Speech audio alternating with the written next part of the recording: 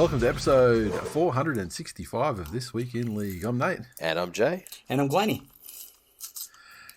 And I say, how are we, fellas? But we got a sick person in the building, not in the building, in our midst, and it would appear that potentially the host that you would think would be the last one to get hit with the old COVID. Why is that? Well, just the remote. Oh yeah, fair call. Toowoomba, like being a small population, more remote. Like less population density. Toowoomba's filthy. Like you and I bathe. Yeah, I mean, I'm sure Glennie probably does too. Mostly, you think? A trough doesn't count. Oh fucking hell! Yeah, hostility. You want to talk about my hostility? Listen to this cunt. No, yeah, fucking game on, right? You fucking prep this shit. Fucking bring it on. You hit record. It wasn't like this before we hit record. Yeah. Unfortunately, the record button is in sync with Jay's hostility button. I didn't realise, but I'm up to speed now. The record button happens to activate his fucking prostate massage at the same time, and now he's feeling fucking frisky. But it appears, pending PCR results that are yet to come back from a test done today, it would appear that Glennie is the first to suffer the dreaded pangolin's kiss. Oh, it's very poetic, mate. History making, as this would be the first sports broadcast show in the world to be live with a COVID positive host, whereas every other host went into fucking cowardly hiding. But here's Glennie. Here's Glennie showing up. Just fucking show up. It's what I do. There's a job to be done, still to show up. Yeah. And there he is. That's right. So listen to your fucking bullshit, but here I am. This is Madge at a press conference level, showing up. Hang on. I appreciate the rap, but I'm not worthy of that. Like, do you know how hard it is for him? Yeah, that's what I'm saying. I'm not worthy of that sort of rap. That poor cunt fucking trotting out last year, fucking dead man walking every time. Oh. That's true. He got on TV as well. Yeah, so I guess that puts him over the top. Exactly. Yeah. He did allow full access, or pretty much full access to cameras. But how you feeling anyway, Glennie? Talk us through it. I think I feel like I've turned a corner today, but the nights have been pretty rough. Last night I had fevers, and I think it was Friday night when I was talking to you guys. Yep. During the second half of the Tigers game. By the time we wrapped that up, I was not well, and I woke up. I had a rough night's sleep. Woke up Saturday morning and very, very ordinary, and did a rat test, one of those spit tests where the second line was definitely there, and I sent Nate a picture of it, and I sent both boys a picture in the text group, and I think I didn't want to believe it, so I was like, oh, it's a bit faint. Yeah. Oh, I don't know. Maybe, but then I just started feeling worse and worse. And yesterday I was, like, really short of breath, like, just doing fuck all. Like, I worked on the computer and did a heap of stuff, and I was not active at all, and I was fucking struggling for a breath. Yeah. And yeah, last night, like I said, fevers and a bit of a rough night's sleep, and I feel a bit better today, but starting to feel a little bit clammy and stuff now as the night sets in. So anyway, we'll see what tonight brings. Can I just say, like, back just on Friday though, when you started coming down with it, and you said you had a rough night's sleep and everything, patrons would understand that you were trying to kill it with vodka at that point. No, look, I had one drink, which I tend to do, and quite often I should fucking drink more dealing with you cunts, but because if anyone's gonna, if anything was gonna drive someone to drink, it's you two, and worse stuff. Who's texted support to you more than us today and yesterday? Every day this weekend. You do endeavour to balance it out, which is a fair effort, because there's a fucking tidal wave of bullshit that comes my way, but then you balance it out with a couple of nice texts. And also some correspondence with my wife, which falls into the tidal weight of bullshit. Can I tell you, one of the highlights of my weekend was driving along in my car with Emily next to me, having that text conversation with the group, being read to me by Siri in the car. Oh, With then that's brilliant. me chipping in and telling Siri what to say and giggling to myself. And her looking over at me, finally understanding that, she is committed to spending Yeah. her days with a fucking 12-year-old. It is a special bond that we share. I'm just scrolling through that text chain and it's fucking hilarious. Yes. I will say What a that ride. Jax does have a special thank you for Uncle Jay, because you did give the final nudge that was required to sign off and order and pay for a pair of MB1s for him to play in. So Did you get them from that link I sent you, or did you do your own research? no, I got them from Foot Locker. I don't know where the link Good, is. Yeah. good. That's fine. Yeah. Because when I sent you, they were sold on like StockX or something Yeah. for $280. Yeah, no, Retail in Foot Locker, they're only $200. 200. Yeah, no, I paid 200, and they were his size. So, yeah, he's pretty fucking chuffed. Oh, how good! So, thank you. And, He says thank you. I say thank you. His Another mother does sneakerhead not. joins the fray. Yeah, his mother not happy. Not happy at all. Really? So this is your thing now, Glennie. What are you going to get for her? No, I don't have to get her shit. She's not that kind of girl, mate. Mate, she's standing by you while you're struck down with COVID, mate. And you're Mate, essentially saying, she fucking walks try within as- 2 try as feet. I- She walks within 2 meters of me, and she covers her face with her fucking cardigan, or wears a mask around me. so hang on, you care about your kids, and you won't let her buy shoes. Is this the modern equivalent of keeping her barefoot and pregnant? She buys whatever she wants, mate. I don't control what she buys. I don't have to buy her anything. She's an independent woman. She don't need no man. But she's got one, unfortunately for her. But it doesn't mean he's going to buy a shoe. She goes out and buys whatever fucking shoes she wants. Last time she bought shoes, she bought 9 pairs. I think it cost a grand sum total of about $80. But don't you think she'd be nice rocking up with some fly kicks to Jackson's basketball game? In I solidarity? bought her fly kicks for Christmas, actually. What did you buy her? Pair of pink Adidas. No. Yes. She fucking loves them. Kicks. Not fucking orthopedic bullshit. You need to understand, and I would love. Well, I'm going to preface that asterisk, but I would love for you to spend some time with her so you understand who the fuck you're dealing with. Because I feel like you've got her all wrong. But Glennie, I don't see who people are. I see what people can be. okay, it's very interesting. I think you guys and would at have the a moment- ball. And if Nathan was in the room, fuck, my buddy. Oh, my buddy. I'm just texting So there we my go. buddy. We just need Nathan to buy her a pair of shoes. yeah, you exactly. wanna- you the wanna- greatest you wanna shoes see- ever. You want to see what people can be, and I mean, like at the moment, Glennie obviously suffering from COVID, so yeah, she could be a widow. Oh, fuck. You could be adding to your harem without too much effort whatsoever, if I'm honest. Oh, fucking hell. Hilarious. Let's get into some results before you fucking implode. I can hear you sniffling away. And this is and it's a special treat for fans. I mean, who haven't had the listeners who haven't had Glennie on the show. You know, he's only come back like at the start of last year. I mean, it was a feature of the July August episodes with Glennie sniffing his way through the Fucking entire trotters episodes back every pre time. 2016 Oh, or yes, whatever it the was. sniff's back. Oh, God, fuck, I missed the sniff. Fuck. So here you go, get Count on everything. nostalgic because I'm pretty sure you're going to get Glennie sniffing his way through this one as well. So yeah, feel the. Feel the warm glow of your own satisfying reminiscences. And as always, if you don't like it, please write in and then fuck off and don't listen. Yeah, and for those you don't need to send those to the This Week in League account. You can just send them straight to @SportsFansLife. I don't need to vet them first. On /see them 0421. at all. Look, my mobile number's not hard to find if you fucking got some Google powers. Fucking have at it, cunts. Yeah. Diggers.com. Contact us.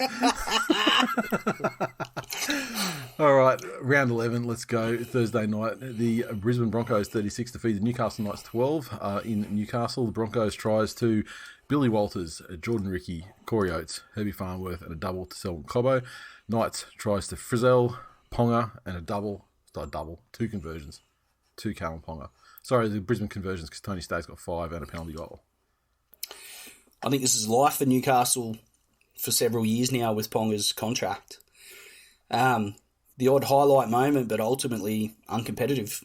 The Broncos, I feel like they, albeit without Reynolds, still controlled the game and didn't really have too many problems handling the Knights and anything they threw at them. And I don't think it was. I think it was as easy as all that. I mean, there was a point there with not that long ago. Like about 10 minutes ago, 13 minutes ago, when it was tied up, wasn't it, or it was 14-12 or something like that. And then and the Knights were like, obviously trying to get over the top of them. And then we had that one try with the controversial obstruction call that the Broncos scored, and after that, then I felt like the Broncos just had, when they needed a big play, they come up with it, and the Knights, when they needed a big play, they were off the mark, and they had their big name player in their side.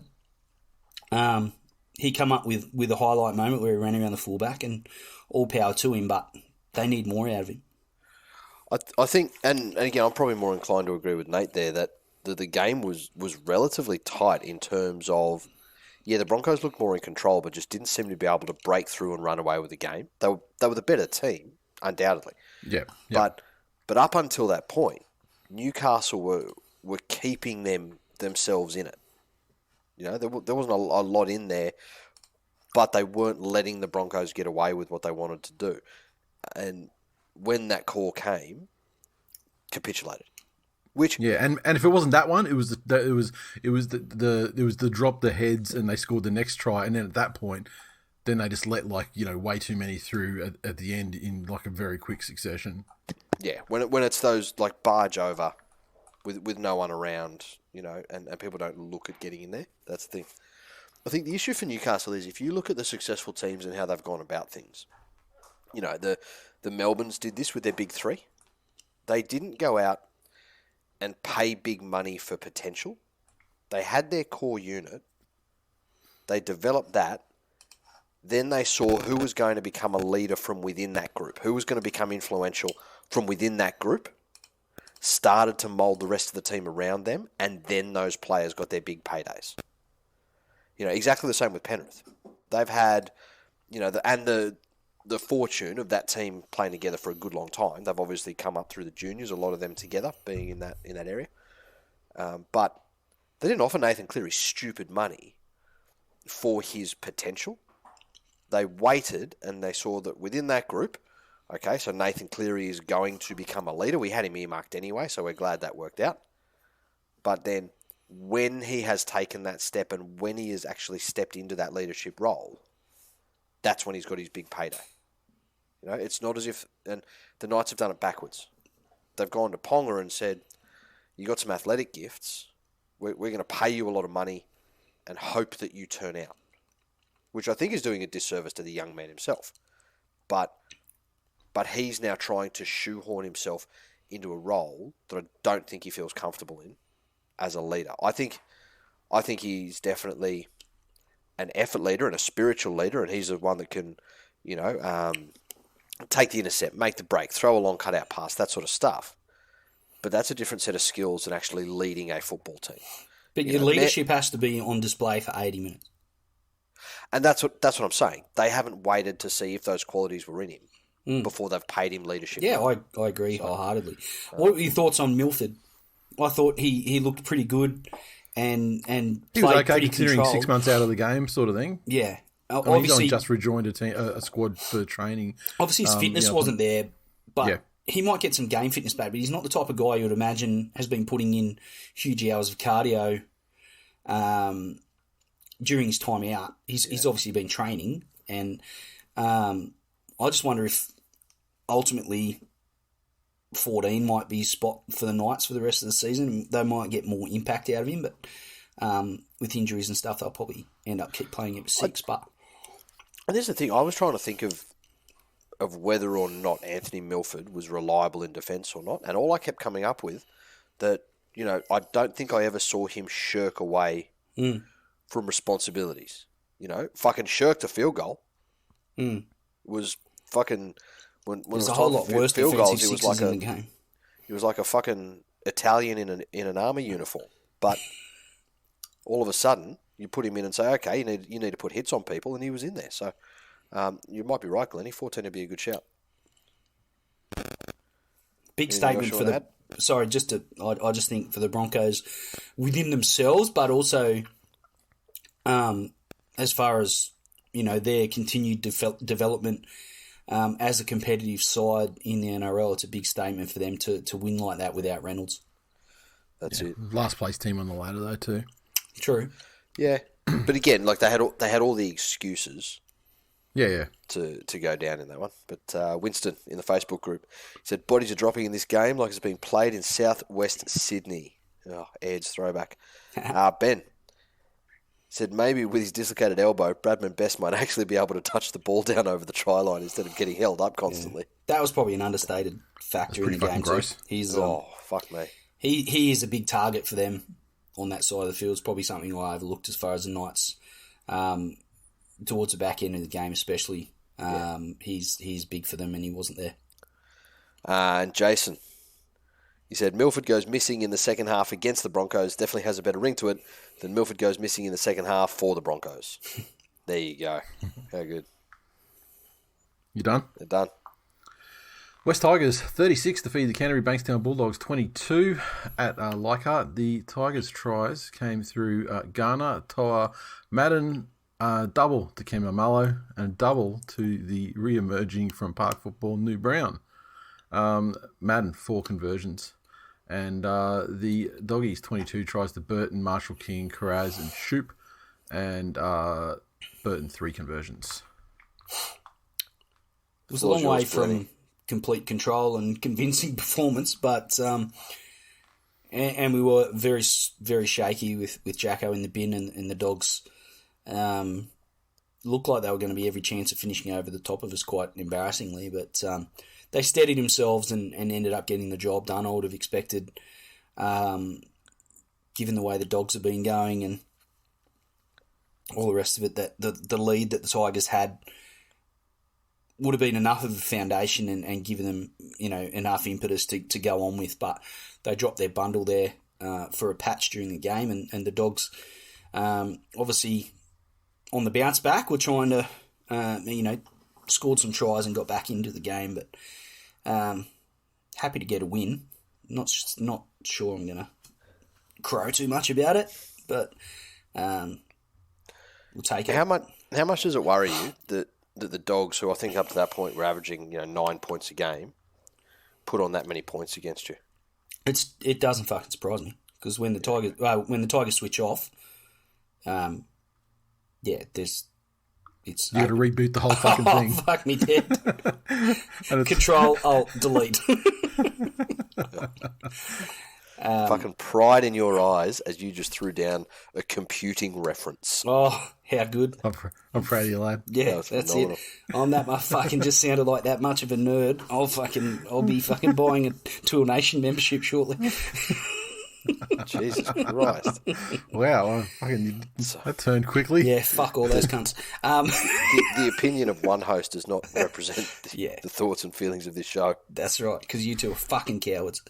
But look, we'll take it. We'll take the win. Again, happy with Jacko's influence over the team, and his 2 million touches is just not even near enough. Just controlled. So here's the thing. We spoke about this in the member-sode, and we've spoken about it privately. Putting a motion forward that Jackson Hastings henceforth be known as Sting. So Sting is obviously a famous practitioner of the tantric arts, and part of the tantric arts is touching something 487 times without having any result. And so Jackson Hastings is the biggest tantra practitioner in the NRL. The only results he gets are fucking wins.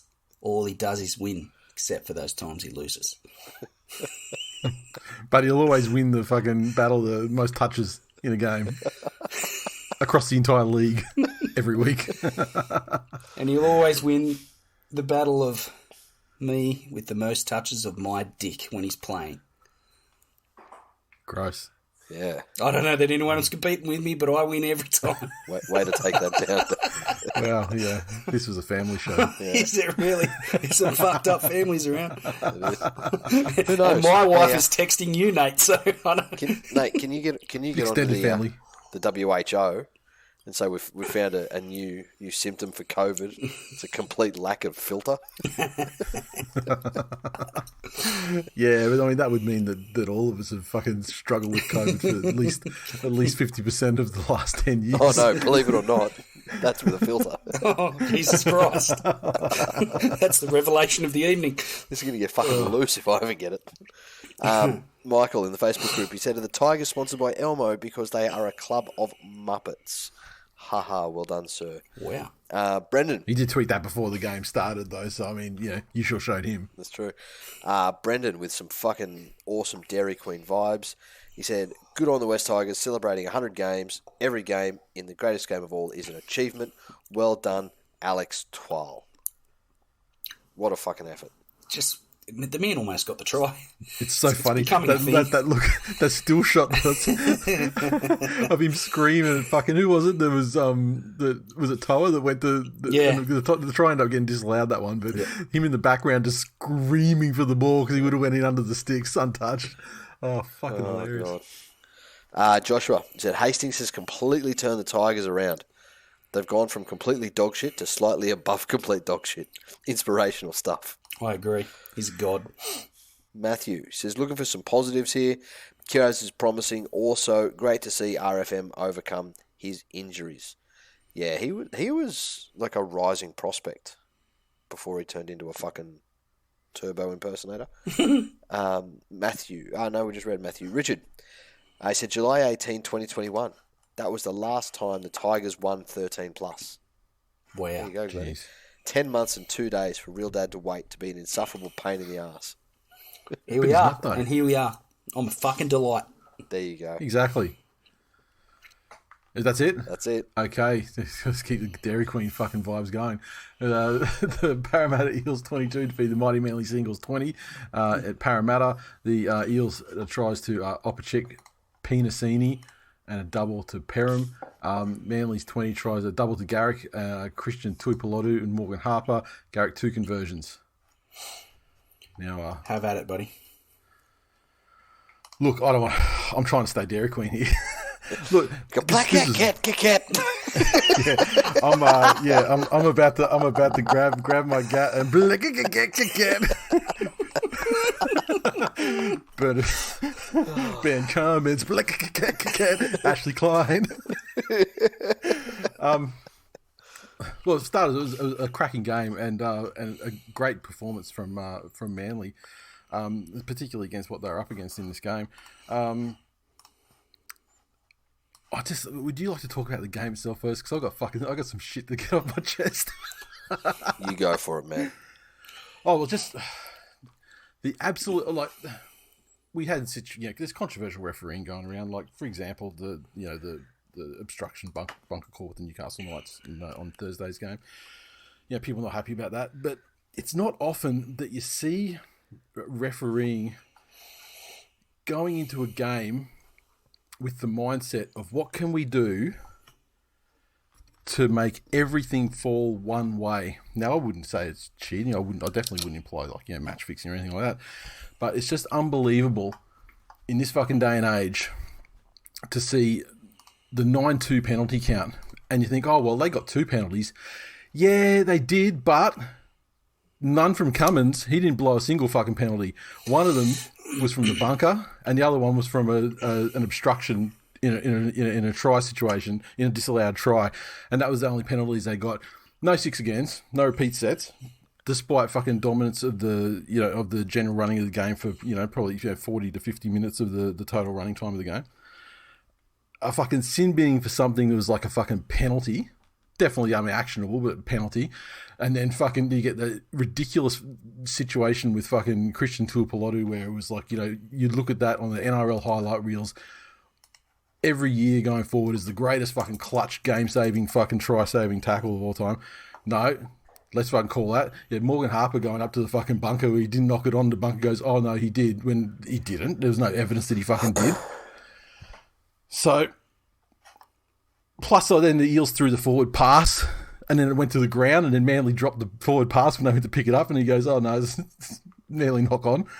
Just everything. It was like, rather than like, here's the rules of the game, let's fucking adjudicate the rules of the game. It's no, something happened here. Find a way to fucking make it not go to these cunts. And particularly in the last 15 minutes, with it all on the line, is when it got at its worst. And it's just a fucking disgrace. Now, I'm trying to be fucking Dairy Queen here. That's our vibe. That's the fucking... This Dairy Queen thing, like, that's our 2022 vibe, Jay. That is. It's how we roll this year. It's not mine. It's dare I say, it's the new fucking TWiL Nation aesthetic. The fucking Dairy Queen.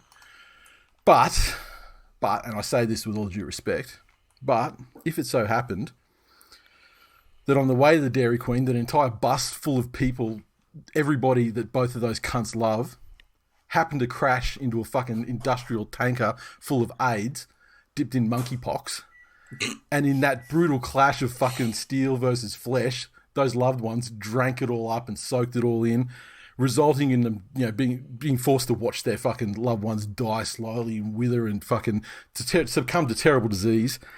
And then just before the moment of sweet deathly release for their loved ones, they get pushed into a fucking wood chipper, and then they take that fucking AIDS monkeypox loved one slurry, and then they mix it up and make this fucking AIDS monkey colada, and then have that cocktail seasoned with fucking the bomb beyond insanity. Then they gurney it into fucking Cummins and Klein's fucking dickholes until it fucking liquefies their internal organs, explodes out every fucking orifice, with the resulting AIDS poxy guts fucking collected up, mixed with latex, molded into replicas of Big Dick Barry's dick, attach them to Sibians, position them in such a way as to fuck their fucking corpses to their second, third, until infinite deaths. Then, I'm just saying, it might make the Dairy Queen go down a little easier. For me, personally. Now, Morgan Harper is still obviously not fucking... he's still, like, he wasn't bad per se, but he's just a loose individual. And when you find that you've got it all rallied up against you, you've got to go, okay, it's all up against us here. We're not going to get a fucking call. They're looking for an excuse to make a call on us. So what you have to do then is say, okay, we're not going to give them the slightest fucking possibility or sniff of pinging us for anything. And then you get people like your Harpers and not particular on this occasion, Marty DePower, but you get your Harpers and like your Sean Keppies, and they just get and they give them that little sniff because they're fucking hothead spastics, and it's the way it goes. So I'm not happy about those guys. However, for the most part, I was very happy with the performance. The attack was fucking, was pretty good. I don't know what else to say. Glennie, would you like to say something? No, I had fuck all for this game because I figured you'd waffle on, and you didn't disappoint. Righto, Danny. He said, how teams don't just go at DCE every set in good ball, I don't know. He has no idea and is a spectator in defence. Wow. That's like tweeting hashtag Tigers in decline in 2014. Brendan, he said, I wonder how many tries will be scored this season against Manly due to the fact that the highest paid player in the history of the game always leave the men outside him high and dry. Yeah, but he didn't. It literally didn't happen. Oh, it did. Not Ryan, once. though, in the interest of balance, he said DCE throwing passes half the width of the field for tries, while every time Cody Walker throws one longer than 2 metres, it gets intercepted. Hashtag value for money. He does have that in his game, though, fucking Cody. Certainly does. Is it funny how he's actually succumbed? He's become like, now that's like his thing. Yeah. That's know how it became like it was Brett Kamali's thing because he had some fucking high profile ones. I was just about to say Brett Kamali's. I thank fuck for him. Yeah.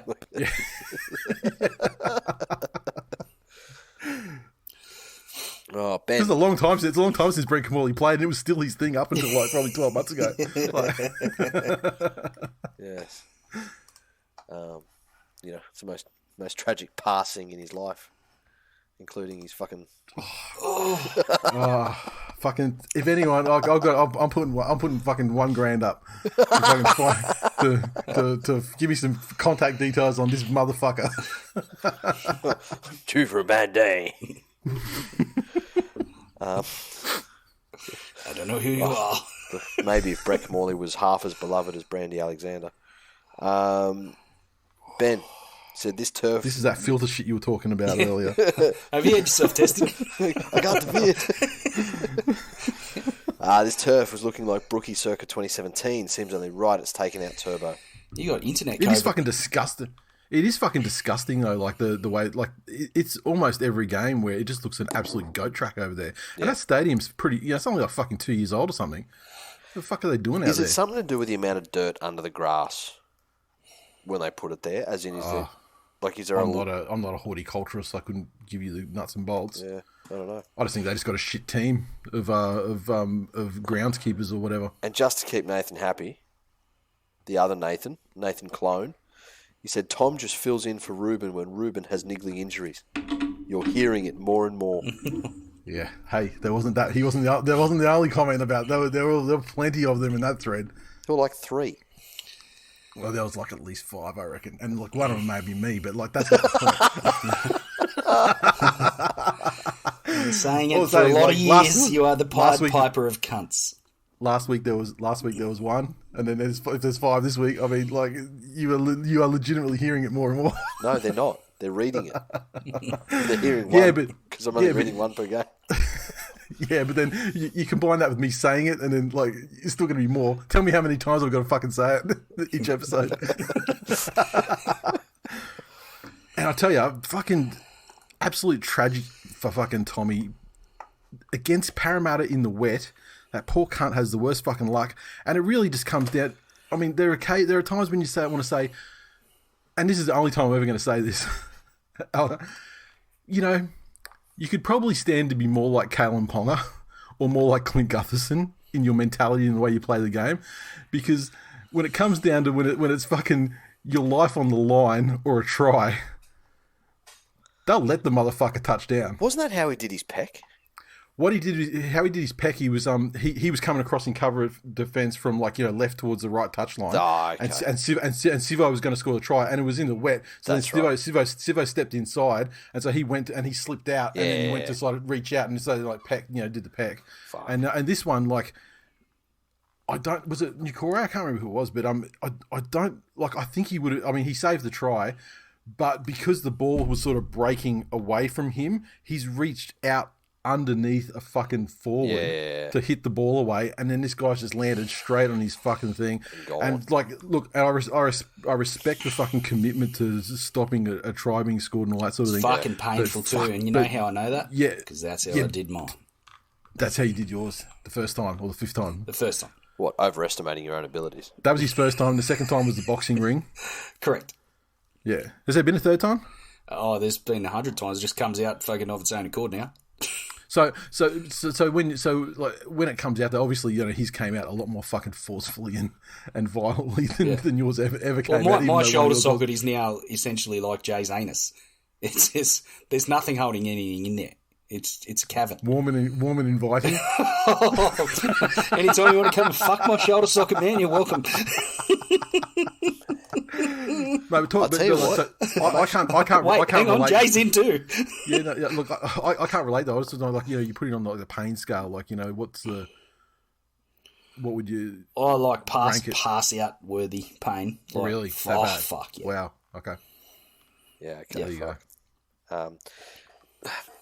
Serious talk for a sec, Nate. At what stage does his biscuity vibe start to outweigh his potential value? Not yet. Okay. At the end of the day, not a season removed from a Dally Emmy. If he was like Tim Maltson or Teddy when he was at the Tigers, where they could just be jogging back to fucking pick up the ball with no one 50 metres. Benji 2006 through 2009. Yeah, I mean, if they were just jogging back 20 metres away from any contact, and then all of a sudden they just go boom sniper and it's ACL, you're gone for the season. Yeah. But I mean, he is, the majority of his are just like this year, for example.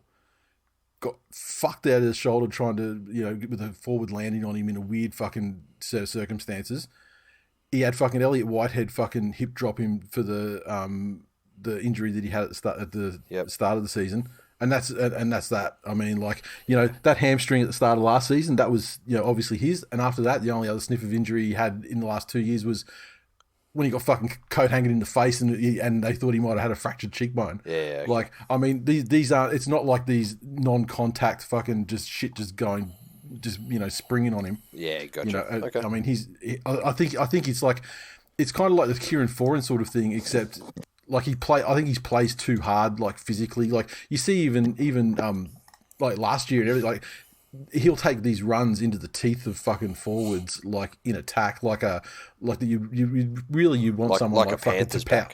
You'd want like a Tapau or fucking someone like that to fucking to take that, or anyone a Panthers back five multiple times a game. But please keep going. Well, no, because they don't. They stay out on their fucking wings and the centers and shit. I mean, they might fucking bring a cart. They might cart it back when they're coming back. They might try and cart it back when they, as is their job after collecting a kick. Oh. And I mean, he does that too. But I mean, you actually have fucking you don't have like a Marty Tapau. You got forwards that actually don't fucking mind the contact and will fucking dig into the fucking line 10 metres out. Whereas Tommy will try and force his way through and score like that. So, yeah. So essentially what Dylan Edwards... Okay, cool. Well, Dylan Edwards... we'll wait till the Penrith game. We're going to talk about fraudulent people. Yeah. Dylan Edwards only exists on your lips because Toto was injured for so many games at the start of the season and he fucking basically collected all the work that he would have otherwise taken off him. And the easy junk meters, as we call them in the game. So weird flex here. We're talking about like a biscuity fullback versus a better one, and your thing is that he stayed injury free longer than other people. Oh no, well no, I mean he's had his injury problems as well. I'm not talking about injuries. I'm talking about quality of play. Won a grand final with him. Yeah, you're right. He did. Super injured. Still won the grand final. Fuck. Are you a sleeper Dylan Edwards truther? No. Dylan Edwards is a fucking rubbish player behind a monster 15, 16 other players. And because Charlie Staines isn't anymore, so I mean, I'm just trying to think of anyone he's better than in his team, and he's not better than any of them. But we're not talking about Penrith right now anyway, so we can get to the Penrith game. We will. And you can talk about that all you like, because honestly, after this game, I didn't even fucking think about rugby league. So and it wasn't from the sense of like, fuck the NRL, fuck these. It was actually worse than that. It was probably sadder than that. It was more like, I didn't even fucking remember when games were on. I didn't not even think about the fucking sport for fucking 1 minute. So, nice. And you've done your fucking thing, so we go on to the Dragons. Yep. Actually, I lied. No, I actually lied. I watched this game. God damn it. But after this, the Dragons 24 defeat the Warriors 18 at Jubilee. The Dragons 24 tries to Ramsey Molo Murder Jr. and a double to Lomax. Lomax, 3 conversions, 1 penalty goal. The Warriors 18 tries to Johnson, DWZ, and a double to Vialia. Reece Walsh, 1 conversion. This was actually, I think this is a fun game. I thought it was entertaining. Entertaining game between two pretty evenly matched sides, I thought. I think what it boiled down to in the last sort of 15 minutes was Ben Hunt and not Sean Johnson taking control in that period of time where the team needed their 7 the most, and that proved the difference. I thought Johnson had a couple of moments, much like he's had the past few weeks for the Warriors, where the game was there and the play was there to be made, and he went nowhere near it and took completely the wrong option. And it's a bit of a narrative going around Sean Johnson. He's had those couple of field good moments, but he's building up a bit of a resume of moments where he's taking really poor rookie level options that he should nail 9 times out of 10. Which is disappointing. Got to give some credit where it's due as well. I've been pretty vocal about the fact that I didn't really get what everyone was talking about with Cody Ramsey, but this game was the first I've seen that went some way to justifying some of the hype around him and why they've got raps on him at fullback. He took advantage of the opportunities in the game and fucking showed some good speed and put himself in good positions and had a quality match. And his teammates really got around him. So he's obviously held in fairly high regard within the playing group as well, it would seem. Well, they had him for periods last year on the wing, and he was terrible. Like defensively, he wasn't great. I mean, you could see he was like one of these guys that was like he had attacking skills and speed and all that sort of thing, but you didn't really get to show him that much. But this guy, I thought he was fucking great. Yeah, like this was I presume what Dragons fans have hoped. And to see him back himself as well, like in the try that he scored in the first half, where he's got guys outside him. It's probably put the ball through the hands is probably a logical, the textbook safe option. Yeah. And he really backed himself, stepped off his right and straightened and backed his speed and strength to get there, which was positive for a young player. Yep. And then in the second half, with he again made the long break, summed up the situation, and threw the pass inside, which ultimately led to the Lomax try. So yeah, quality performance. I think for the Warriors, they miss a lot on their bench.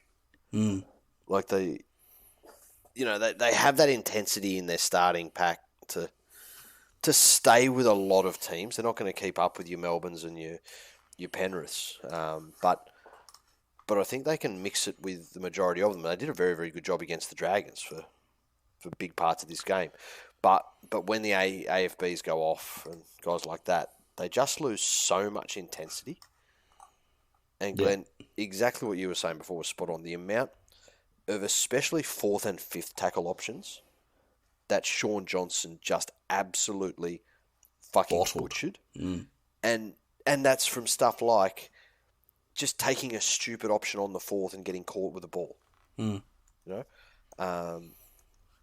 Taking it down a short side on the last tackle, like 15 metres out from your own line. Yeah. Like, what the fuck? It's even this thing of, like, I often say the opposite. It's, well, hang on. If the dummy half can see that markers are gone, which means that one of the defenders in the line has to come forward and take the place of where the marker's going to make the tackle, which creates an extra man or creates the possibility of an overlap down that short side. Fantastic. Why don't people run those plays when they're there?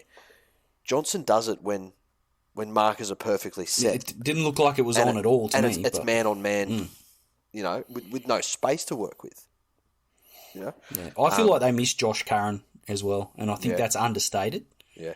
There's lots of talk about Tohu Harris coming back and what he means to the side. I think Josh Curran is equally as important, but it just doesn't get the level of respect from the wider, from people outside of probably the Warriors. I'm sure they understand how important he is, but he just shores up their middle, and he's just one of those effort guys that makes those little 1% plays around the ruck and cleans things up, and I think that's what they're really lacking. Yeah, that's it. Lando, he said, I was quite pleased with that effort. Ramsey far exceeded my expectations at fullback. There are a few blokes there that had their best game for the year. Young manslaughter Molo, murderous Frank's brother, looks to be a player of the future. That's it. Great. You fucking landed on it. That's it. When Moose and Sewer come back, we can take Woods and Laurie out the back of the shed, tell them to look at the flowers. Griffin ball is hard to work out, though. Yeah, you're not wrong. Phil, he said, nice to see us actually move the ball, except Sully. Griffin ball. Simon, Griffin, funnily enough. He said, said it over 1,000 times, Warriors suck balls from the back, from the front, from the side, even the inside. Yes, head up to bum stuff. Hashtag fuck the Broncos. Keeping the flag alive, sir. Richard, he said, if Ben Hunt and Zach Lomax get injured, St George will be able to officially change their name to the St George Illawarra nil.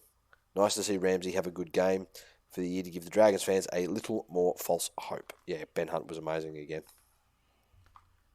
Yeah, and for Warriors fans, I mean, like they weren't terrible in this game, despite the problems that Sean Johnson inflicted on. Despite that, yeah, they were actually, and I don't know if it was just a feature of the game being two teams that are fairly evenly matched, and on their day, either could have won. or not. But like, yeah, I don't.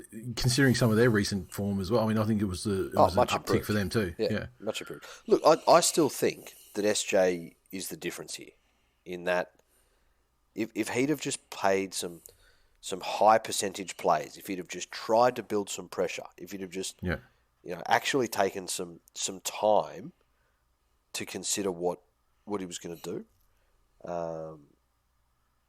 then the Warriors would have been able to get over, because they were well in this game. But yeah, anyway, not to be. On to the next one. Right, the Cowboys 36 defeat the Melbourne Storm 6 up there at the Abattoir. The Cowboys tries to Gilbert, Robson, Talangi, Drinkwater, and a double to Jeremiah Nanai. Holmes 6 conversions from as many attempts. The Storm a try to Felice Kafusi. I forgot. I just had a mental blank of what that. Jada Pinkett Smith, that's right. And a conversion to Nick Meaney. Despite the Storm outs and as significant as they were, this is still a big statement from the Cowboys. I think they put in a great performance. They got some great individual performances from some of the young guys, Nanai and Drinkwater as well in particular. But just on the night that they put that together against, obviously they were up for a game against quality opposition. I think this is the worst I've ever seen Melbourne play. I can't remember seeing Melbourne. You texted us saying that as well, yeah. I just didn't think they had games like that in them. And that could be naive, but we talk about this next man up mentality and they've shown it time after time up, and for whatever reason, that this game on that night was not the one. Just fucking one of those nights. Look, when we talk about that next man up philosophy, the other thing that Melbourne's had the advantage of for so long is continuity. So they didn't need the next man up until everyone around the new person had been in their role for 3-4 years. Yep. And then even in crucial positions, your job's still a shit ton easier if everyone around you is a 2-3 plus year teammate. Yeah. Whereas now they're replacing people who are next to each other. Yeah, and you've got guys like Eremaya, he's a plotter. That he's a fucking plotter.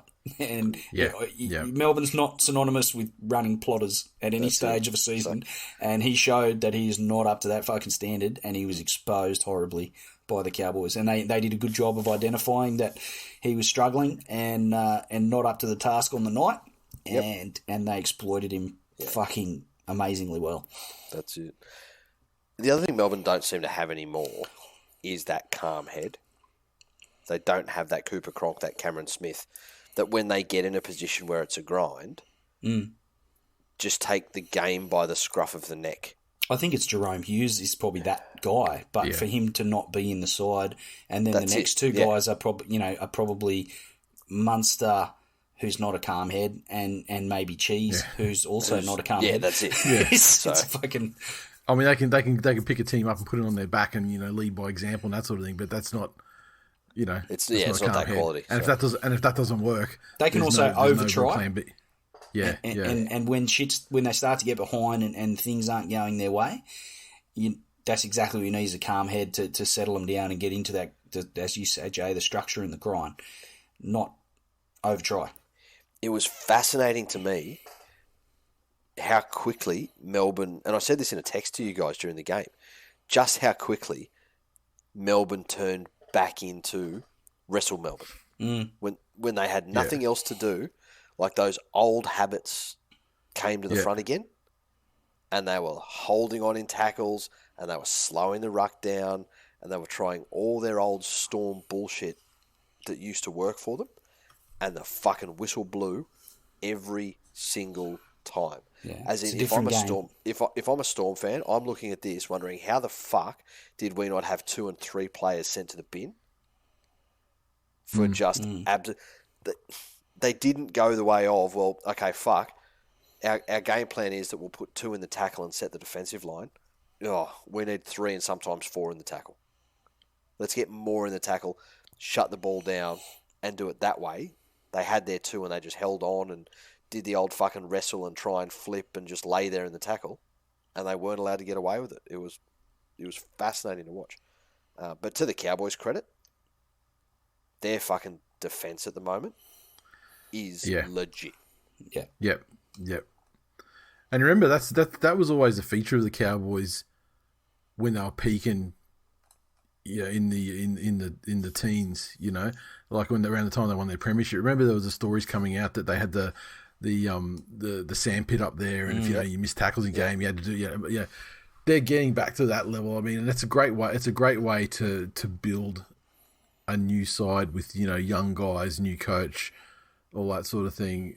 Just get this rock solid foundation. Yeah, that's it. Of defense in there, and they've got enough talented young guys and everything that the rest of that shit, it's coming amazingly well as well. But then again, look at Kyle Felt 15 minutes. Jason Tomalolo 26 minutes.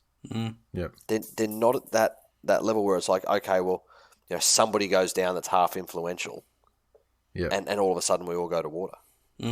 Yeah, there's a resilience about him which isn't normally synonymous with a young side, especially with a coach that he's not a Bellamy or a Bennett or a guys that have coached a long time. Well, he's got some fucking Tigers influence in him. Exactly. So what you're saying is when they need resilience, they just have to think, oh fuck, Toddy used to play for the Tigers. They're always in a fucking game. Yeah, maybe we're always in a fucking game too. You're fucking welcome, Cowboys fans. This is why we always beat Toddy the Cowboys. played for the Tigers, and he's not once in his life taken a successful toaster bath. So if he can do it, surely we can do this. In the essence of the Dairy Queen vibe, what about the resurgence of Peta Hiku? Always loved the man, and I felt they did him dirty, and fucking in New Zealand for a little while there. I mean, he came back pretty well there. I think towards the end of his stay there, which is what allowed him to earn the next contract that he then went and signed with the Cowboys. Yep. And I love the guy, and how good is it? I mean, that guy he's almost been kicking around as long as the show has. Yeah, like I was going to say, the Hiku haikus were rolling out. He debuted 2013. So yeah, there you go. Yeah. And has always been you say a lot about him, and he had his ups and downs in his career, but effort was never one of them. Yep. Whether he was, a little bit suspect in defence, he was trying his guts out. So, what do the socials have to say about that? Lee. He said, Cowboys' defence is amazing. Frustrating as a Storm fan, but I think they might be the real deal this year. Mate, it's still pre-Origin. They're definitely the real deal. Are they like a grand final chance real deal? Yeah, probably not. They're guaranteed finals, and they're absolute top 4 chance. Yep. Absolutely. That's it.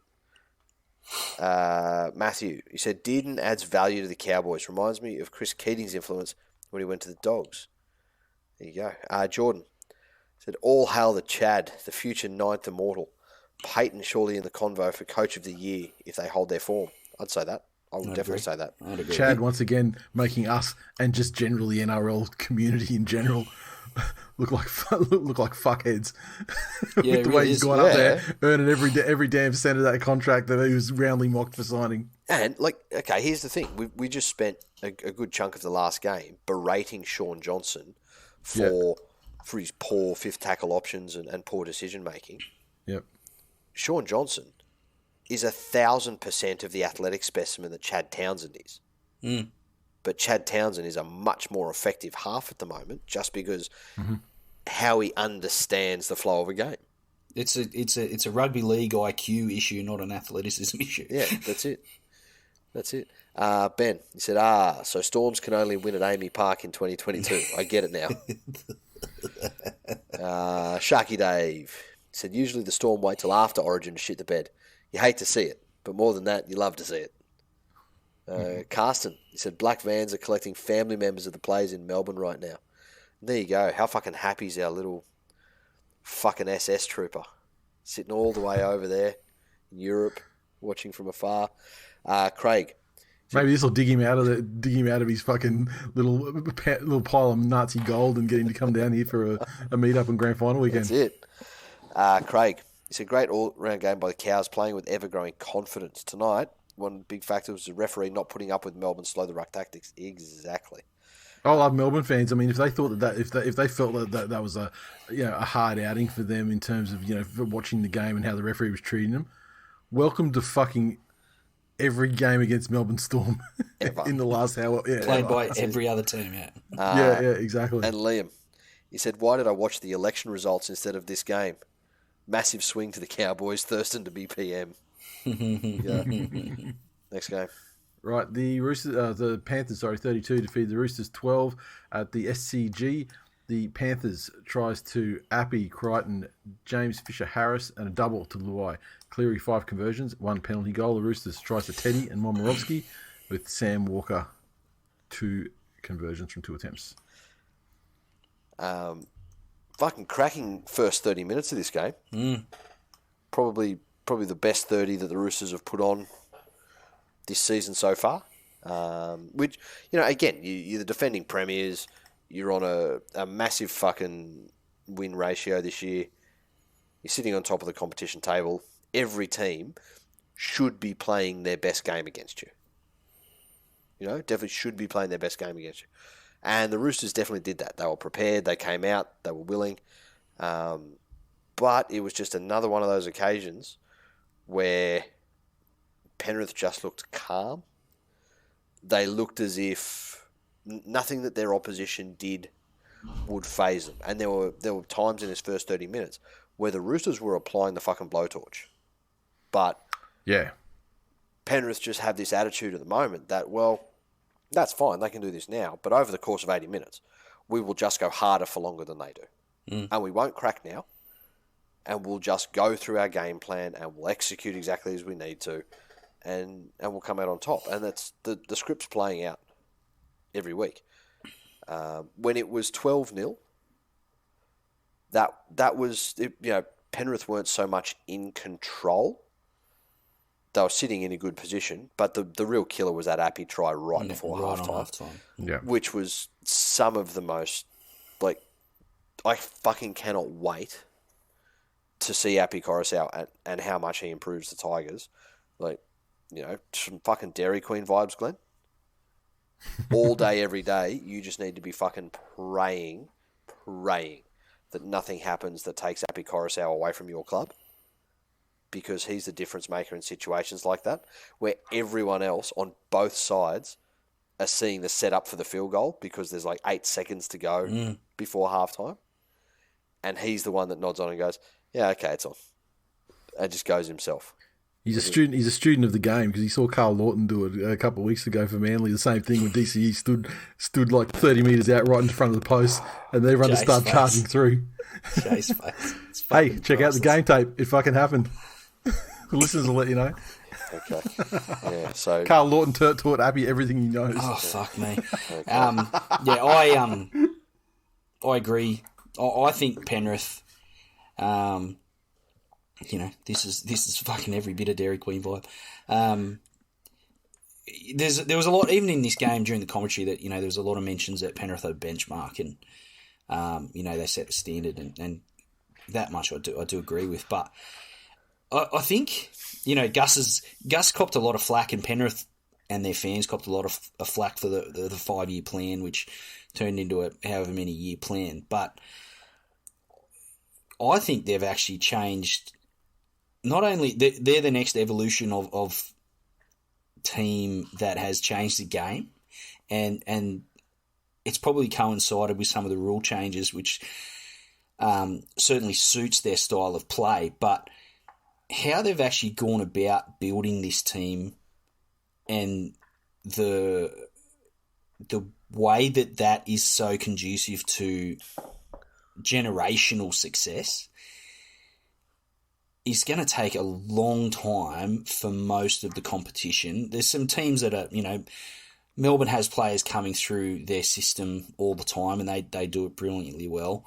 But you see time and time again players come out and end up at other clubs. You're seeing a bit of it with Penrith, but that nucleus of Luai, Cleary, Crichton, Yo, the way that they've put it. Edwards, the next immortal. I was going to great lengths to not mention him. The only way that cunt's going to become an immortal is if a fucking vampire bites him. I was actually wrapping your team, if you let me finish. The way they've actually built it and the way that goes with those young guys playing together for so long and coming through the system is fucking amazing. And it shows in the level of understanding that they have with one another, which is a big part of what they do. It's talent and it's skill, and they're well coached, but there's nuances that come only from the amount of football that those guys have played together that no other team can fucking match. Yeah, you're right. It's the understanding you can only get from when you wobbly H-ing chicks together and playing together from the age of 10. Oh, why do you cunts always have to make it about fucking the baboon fucking quest when I'm just here trying to spit rugby league truth? I'm just saying that's an aspect painful. you ignored, Glennie. I mean, I was just adding an extra layer of understanding. You want to hold your line, you want to learn to run good lines and everything like that. Yeah. I mean, that's one level of the game. Next level of the game is, not fucking, not sword fighting and shit when you're in a tight situation. These things all count. It all adds to the understanding. Or if you've got 4 people wobbly Hing, then there's that understanding that 25% of your pleasure's coming from the teammates, which is a bond that can never be broken.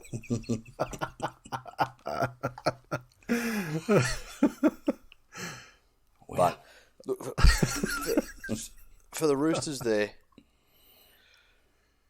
they just weren't given the opportunity to use their advantages, and obviously teams probably don't try it because they don't get a lot of opportunities. Penrith are just fantastic at controlling that territorial battle. But if there is an area that Penrith are potentially exposed in, it's in the air on the fringes. But and at fullback, if you keep kicking it to Dylan Edwards, he will drop it eventually. Yeah, but also Crichton out jumped Tupou as well, and I mean that's what then the Roosters would have to consider that as their fucking best matchup on the field against. No, but it'd be on top. Yeah, that's right. But I mean, that's so there was no, I mean that was ultimately what broke their back. That's it. So, and then just in the forwards, they haven't gotten out of that tough, gritty forward preference yet. When they've got their Radleys and such as on the field, then there's a little bit of it, but they still have that, hard, gritty, grindy forward pack about them, and less of that, smooth, fast, efficient forward pack that seems to be dominating these days. And then you've got the fucking the throwback dumb cunt forwards. Oh god. Collins, like old mate Letters. Yeah. Did you see Trent Robinson's presser? No, I did not. Came out and defended him. So, he came out and he was like, oh... Okay, what was his rationale I don't know if he swore, but maybe he swore, and that referee's extra sensitive to that. So, if that's it, you can't swear. Mate, they've been sending you for that since fucking under sevens, mate. But then he went on to very fucking casually mention that, so I think that's we've had a sin bin every game in the last 3 games we've played against Penrith, and so he was just expressing his frustration at that. So by getting himself sin binned or sent. I'm tired of fucking burning my hand on this open flame. Yeah. So to show them, I'm gonna fucking put both hands in the open flame this time. Face. Outstanding logic. But here's the thing. How would he just Trent Barrett how logic, would he have that Trent stat Robinson off the top of his fucking head unless he'd spoken about that with him to amp up the fucking flame in him? Yeah. So fucking master coach, my balls. Yeah, you wouldn't think you'd be doing it to amp up the flame. You'd be saying, look, we've had a sin bin against us for the last 3 times against Penrith. you're the man Stop. most likely. Yeah. Don't. So whatever you think, anytime during the game, if you're thinking of something, don't. Yeah. Oh, and I've just deleted the socials for that, so no socials. Oh, good. Let's go. Okay, the Raiders 32 defeat the Rabbits 12. Once Dubbo. more, legitimately, they will not be hearing it more and more because I just deleted it. Because I just deleted it more and more. You will hear it less and less until next week, where it will be more and more. And Dubbo. I had a friend whose older sister, he lived up here, and older sister moved down to Dubbo after uni. And she'd come up for family things and stuff, and she'd be talking about, how she was living in Sydney. They were like, no, you live in fucking Dubbo.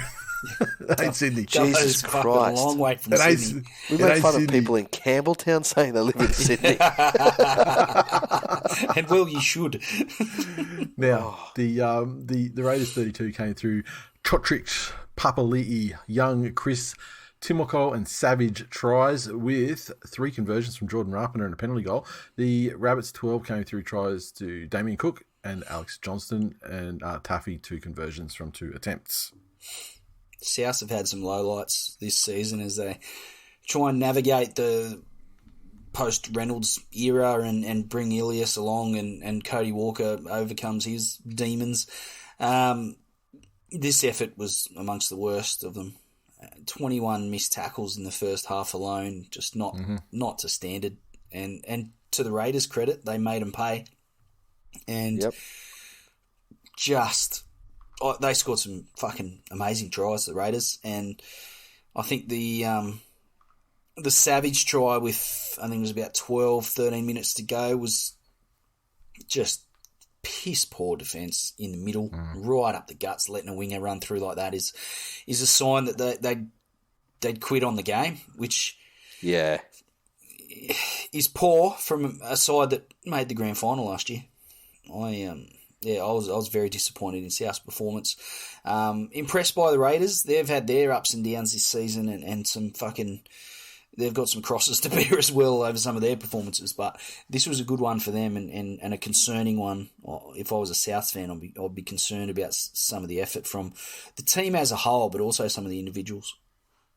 If I was a South fan, I would be concerned about the fucking West Tigers this weekend. Well, you should be. Fucking. I think you've West got a Tigers, fucking red hot chance, Glennie. I think it's fucking crazy if the Tigers aren't favourites, Nathan. You're hearing it more and more. We are not favourites. We are $3.10 outsiders. Listen, I was just trying to open up footy tips to get the list of all of them. Because I wonder. Maybe if you do hear it more and more, case. we become favourites. Yeah. Yeah. Don't wear out that phrase, all right? Yeah, I'm going to fuck it up for everyone. People are going to suffer some extreme fatigue, I think, sick of this very bullshit. shortly. Since the fucking Tigers fans, that fucking Tigers guy on the show started fucking talking about it. I was fine with it when the other cunts were saying it. And then he had to join in. Now it's fucked. Tell you what, that phrase was fucking great until I started hearing it more and more. Now it's fucked. It's fucking more and more section.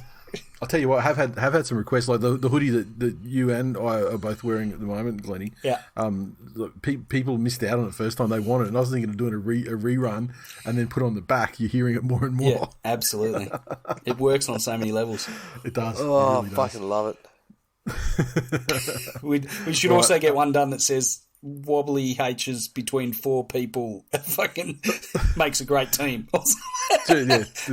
Look, it's a little bit verbose. J-Logic. I mean, if we could distill that down to punchy 5 or 6 words, it'd be great. Quality. All right, socials. Oh yeah. It's Raiders game. It's Raiders. There probably isn't any, but Oh no, the Raiders, they came out of the fucking woodwork here. Oh, they're back, are they? Oh yes, that's it. Sam, this is your Tigers mate here. Today I'm supporting Albo's Bunnies against Canberra. Fitting. Like, Yeah. I get that someone's convinced you that politics is important, or that your vote matters, or that whoever's in power can actually affect change. But, like, fucking real talk, man. You've just said you're supporting the bunnies. Yeah. And when you talk about the most pompous motherfucker that you probably ever encounter in your life, a man that drives a fucking European car and lives in a fucking gated community, and he's the most anti-fucking liberal fucking person you'd ever meet. Like, fuck me, Dad. Get a grip on your privilege, mate, and understand where it comes from. Fuck me, Dad. This cunt with his politics. It's worse. It's the only thing that he fucking tweets that's more annoying than his political views is fucking shit about fucking microphones. I'll tell you. Fucking stumbled into that too. Do you know what my favourite time is? Fell on his fucking feet. Those fucking, like, the very frequent times that he is on an aeroplane burning fucking jet fuel, poking holes in the ozone layer. Because that's the only time I get a reprise from his global warming tweets. Well, I mean, the other time you get a reprise is when he gets deleted from this. Well, that's true. His account gets permabanned. I mean, which is not an uncommon occurrence. I would have fucking loved to have hung out with him, but he's fucking dogged the boys. Yeah. So. Oh, I was only here for one day. Can't wait to catch up on down Sunday. Can't wait to see you. Excellent. Yeah. It'll be good to see you, mate. No worries. Didn't fucking mention it any time. Yeah. I'm fucking off on Saturday morning. Yeah. I went to footy with him on the Friday night. Went to breakfast on the Saturday. I saw him plenty of times. So I don't know what you guys are doing. No, at least you had to fucking sit with him and listen to who the fuck he was voting for. Maybe two groups of people need to live here. That's all I'm saying. The sound that comes out of the fucking I've now microphone. spent more time at meetups with fucking Special K online. Wow. Yes.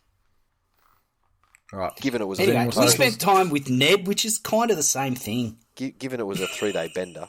But, Jake. Ben, he said, great win for Papa's 250th. Great footballer. Better bloke. Jason said, Raiders with 3 in a row. If I was a Knights fan and they did this, I'd be buying my grand final tickets. As a Raiders fan, I understand how a 26-round season works and how often the Raiders have shown this glimpse only to let me down. Fuck, that's some damage right there. There's some trauma. Jake, he said, don't know what happened to the Rabbits, but glad the Raiders ran into them now, not when they're in good form. No White and putting it 6 rows deep helped. On a side note, I've noticed the last couple of weeks several penalties being blown outside the 40, only a few of which have actually been called back to correct. Interesting. Have you noticed that? I must admit I have not. No, I'm going to keep an eye out for it. And Troy said, looks like Chotrich has finally shook off that Bulldogs virus and is looking like a rugby league player again. Yep, slowly, baby steps. Yes, how good was that fucking try that the that young was it Savage? Yeah, scored. Fucking hell, like that. Like I've seen it. I was at the gym when this game was on, and so I'm watching it, and I've just looked up. Like to see it, and I'm like, oh, it's one of those things where they've fucked the tape up and they've accidentally hit fast forward, like when they're going back to do a replay or something. Like, oh yeah, no, he's fucking quick. He's actually that quick. It got you so jazzed up you immediately dropped and punched out a quick set of cock push-ups.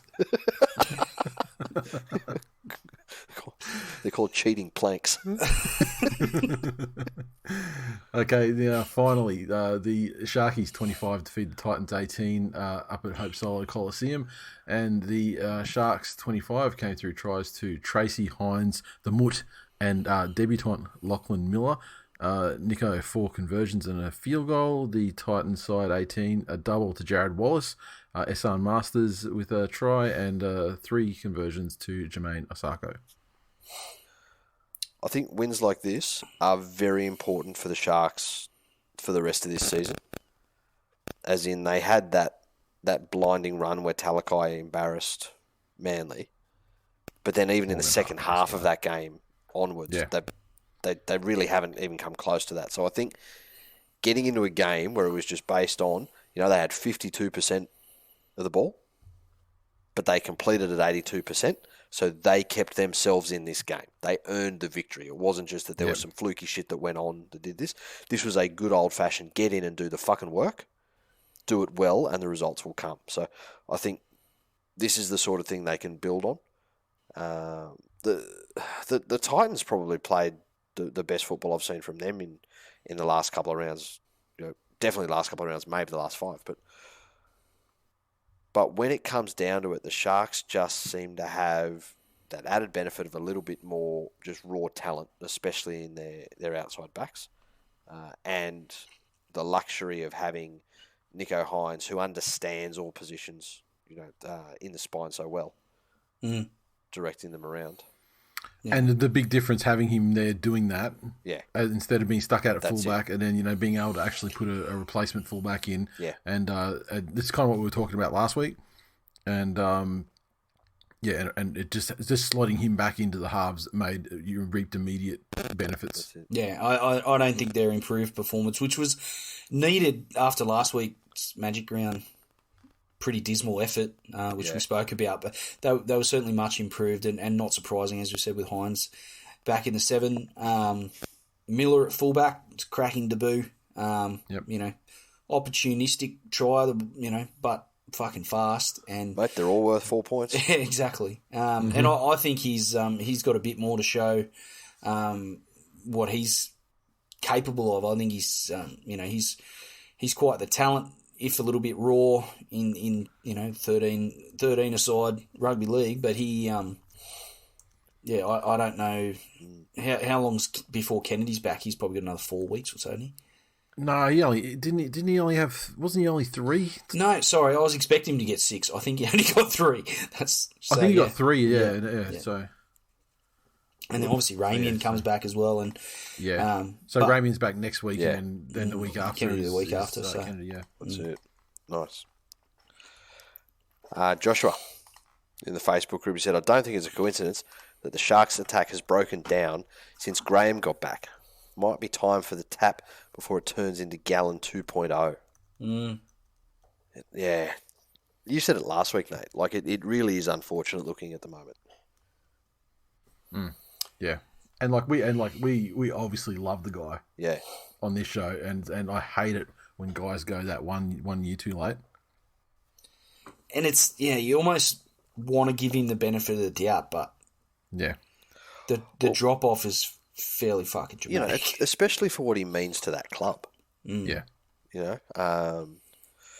You talk about when the Broncos started to have their big drop off, and it was when the last of that winning group retired, which I think was that Corey Parker from memory. Possibly, yeah. Or is Corey Oates still technically the last? He's still. I mean, he's still a tie to that era, but. I mean, he's also stuck out there on the wing as well. So there's only so much. Again, just in that group, but not so much during a game, but just as part of the culture. But and I think with that young group of guys, having somebody like Wade there would be absolutely invaluable, But maybe it's time to lessen his role. Yep. As in, is he playing his best football for the club if he's given 20 minutes a game to just go out and really just show these guys how it's done or take control in tough times or that there because for the periods he was out there he didn't look comfy at all. Right, here's just some socials. Well, there was the first social there. The next social, Scott. We just talked about it so long afterwards. You lose fucking track. I'm trying to have some Dairy Queen socials vibes. Weaving the comments back into the show. Wow. Yes. It's content. Dairy Queen. Fucking professional. Scott said 2022 Titans are like the 2018 Panthers in my opinion. Just got to trust the process while I have fandom-based depressed outbursts, I guess. Yes. How fucking dare you associate something to do with Joel Embiid to the Gold Coast fucking Titans. Yeah. Jesus Christ. Same sort of result, though, really. Yeah, look. AJ Brimson's Ben Simmons. He is. If you want to play this fucking game, Ben Decker. David Fafita is James Harden. There we go. We're done. Right. Okay, so that is full time for episode, I forget the number, 465 was it? Yeah, and if you want to support the show, be sure to head along to patreon.com/TWiL Nation and join in all the fun. Getting a lot more game companions going this year. They seem to be lining up well for us time-wise, and, we've had some ones that we didn't think we could do, but they lined up right, so... Oh, fuck, we were going to do the schedule. now, weren't we? What have we got this week? Yeah. But you open up and just have a look and see what's going on. And I'm going to just go into the tipping right now. Standings at the moment, we've got Barrett's Belmore on top. First time you ever fucking hear that. Cook tip there as well. Then we follow up. We got Cows to win 22. Mitch Rich, Kiwi Villa, McTool 75, Alpha Ben RL, Reynolds Raging Rowana, and Craig C Cross. And Jared Ash. That is our top 10. And get your tips in, and who knows? We have Tigers Rabbits at 5:30 on Saturday. What's happening Saturdays? Look, we could probably swing that second half again if Glennie's up for it. Yeah, I think I can do it. I won't stand in the way. You guys may have to roll without me on that one, but far be it from me to stop the members getting what they want. Yeah, if Glennie is if Glennie's there and feels all right and thinks he can do it, I'm not averse to the Let's lock it in. Done. All right, Fantastic. Then. There you go, fellas. Another game companion for the second half, and tremendous. I wonder if we could try and do it live. Probably not, because that's usually the bandwidth issue, isn't it? Just doing the live stream audio and shit. Yeah, that's all right. Members, patrons, you're going to have one Saturday night, so look forward to that. Anything else you fellas want to mention before we pull the pin on this one? I didn't believe you when you said I was going to fucking fade, but I'm fading fucking hard. All right, don't die, Glennie. Everyone wants to hear you celebrate the epic Tigers victory over the Rabbits. The GoFundMe for Glennie's funeral will be up. That's kind of a thing to make a joke about, but hey, whatever. Let's go. If we get another 50 patrons before Glennie dies, I will live stream his wife choking me. Oh, wow. Shit took a turn. Can you imagine? Like we get when you realise I faked my death just to get the GoFundMe money, and then I walk in and go, hey, no, I'm back. Oh, wait, Nathan, what are you doing here? What's that marker in your neck? Can you imagine, though? We raise $5,000, which would be enough for the fucking loser from Counting Crows to fly himself out here for an appearance.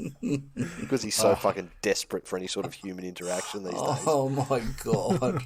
And he thinks he's like going... think he's going to the funeral of like his biggest fan, and there's going to be nothing but Counting Crows t-shirts in the audience, and he gets there and he's just mercilessly mocked by fucking hundreds of people for 20 minutes. Oh, that'd be worth it. But I reckon for that kind of money, we could get him to sing like, Mr. Jones, except swap out Jones for Glenn or something like that. No, it'd have to be like, COVID in Glennie blocked his fucking airways. He stared at the television, saw Luke Brooks running 90 meters, then running back. He burst an artery. Oh, fuck. Oh. See? That's the sort of entertainment you get on the free show. Imagine if you went to patreon.com/TWiL. Imagine the treasure that lies within. And find out by signing up, paying us money. And that's it. So we'll be recording again on Wednesday, and I'll talk to you fellas then. Don't die, Glennie. Oh, well, I'll try not to. Feel better, Glennie. Okay. See ya. See ya.